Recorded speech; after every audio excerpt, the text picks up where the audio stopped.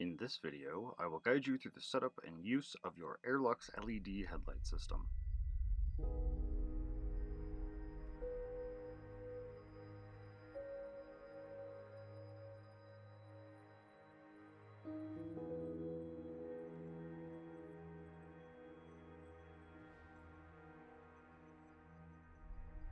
Begin by plugging the HL360 LED headlight directly into the airLUX battery.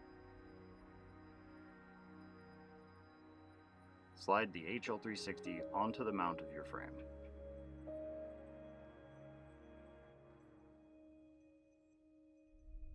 Power your airLUX system on or off by touching the front corner of the battery.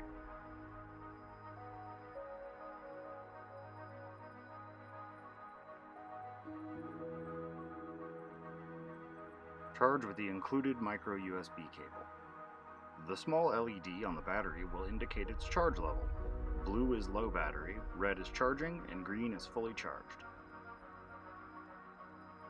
Disassemble and store when not in use. Clean regularly.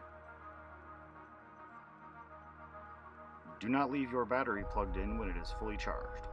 Only charge for a maximum of 3 hours at a time.